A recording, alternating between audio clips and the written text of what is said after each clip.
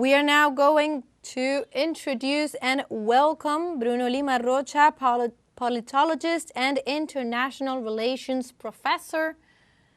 On this topic, Bruno, thank you for joining us here in teleSUR English to better understand this situation. First of all, give us your idea and your view of what is happening at this moment and what is the relevance, what can we expect for the coming hours? Okay. Well, first of all, thanks for having me. First time in teleSUR in English.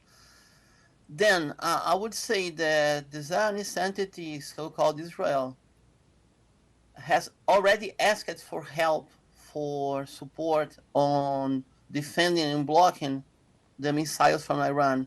Great Britain, UK already gave the green light. They will help their ally.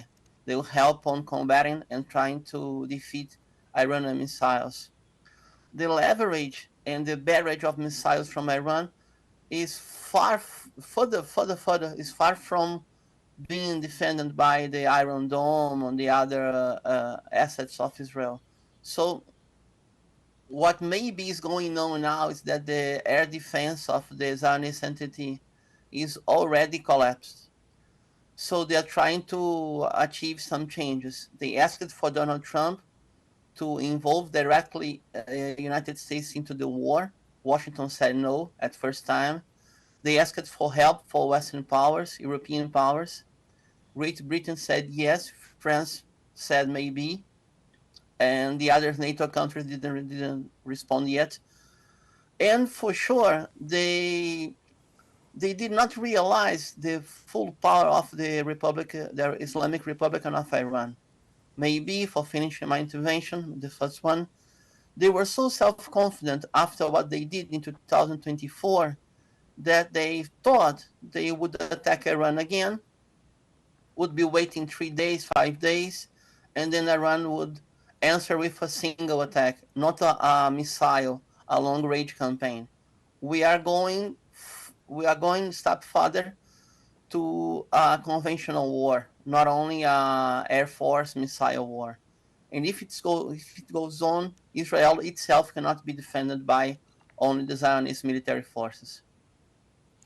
Now, Bruno, you were mentioning and pointing out the differences between this situation that we are looking at today and the also exchange of attacks that took place in 2024. And you were saying how this is different and we are entering now a conventional war. What does this mean for the coming weeks or months? What does this mean for the ongoing genocide in Palestine, for example? We know that in the past hours, even as this continues, attacks and strikes on Gaza have continued as well. How will this shift the situation that we have been following for over 2 years now? Well, this is the worst side of this campaign. I really think that the Zionist entity will not only commit a genocide with the Palestinian people, will take them as hostages. They will expose the Palestinian people for even more attacks. We will close all the few humanitarian aid, even this one which is manipulated by a mercenary firm from the CIA, which is so-called HQ. The HQ will be in Switzerland. And we'll try to commit even more crimes. I noticed this afternoon, local time in occupied Palestine, that Israeli Navy was shooting against people in Gaza Shore, shooting against them, just like this, as the shooting line. And I think that it will go worse. As long as Israel loses more into... as long as Israel loses more space and more air battles against Iran, as more as they will take Palestinian people as hostages.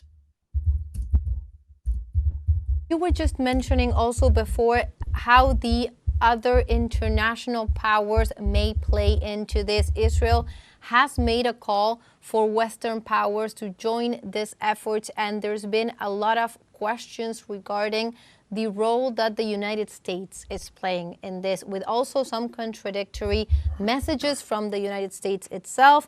As soon as these attacks from Israel started, the first diplomatic statement was to say that the United States was not involved at all. Of course, experts and analysts are saying that as the close ally that it is, the United States is always partially involved in this sort of attacks. And Trump has a bit of a problem in terms of maintaining its promise to Israel, but also maintaining its promise of stopping wars. How would you explain the situation that United States is in at this moment? What do you think it's going to do also in the coming days? This is the key question now for Western societies, I think so.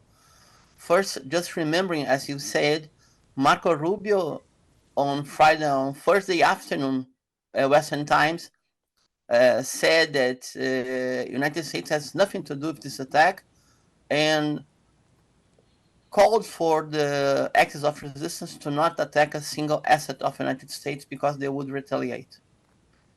12 hours later, Donald Trump said that the attack was a very good maneuver from Netanyahu. He received applause from Netanyahu, and that he was expecting for today, Sunday, 15th of June 15th, that Iran would be surrendering. He said this. And now they don't know what to do. As far as I read and I'm informed, not even the Chancellor of Iran or even the Chancellor of the apartheid genocidal state, they are asking for a ceasefire. But the United States is provoking a ceasefire, is asking for a ceasefire. Because otherwise, or the United States would be involved to defend Israel, or at least would be involved in financing even more the Zionist entity.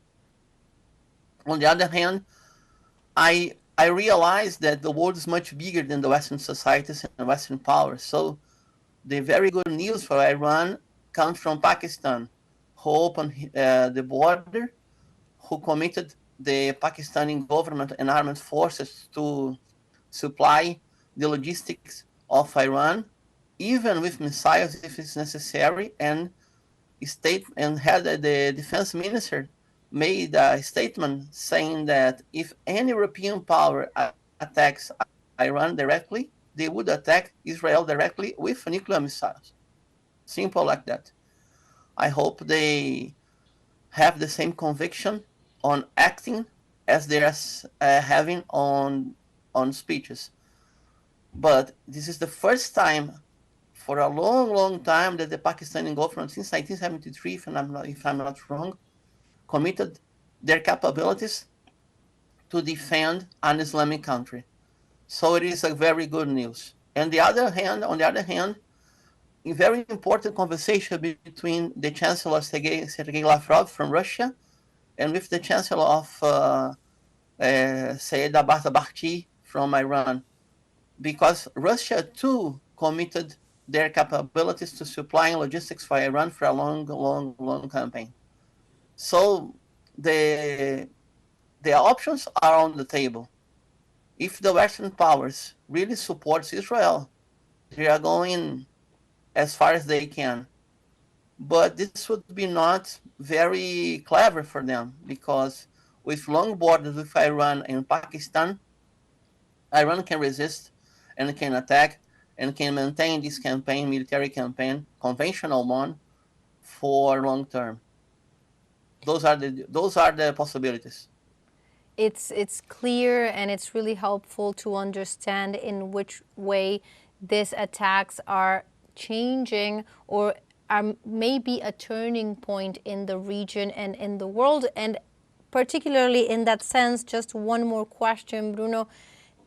How can this impact the whole world in terms of, we've seen a lot of speculation regarding the oil market. We know that what happens in this region repercutes on different market lines all over the world. What should people pay attention in the coming days in that regard?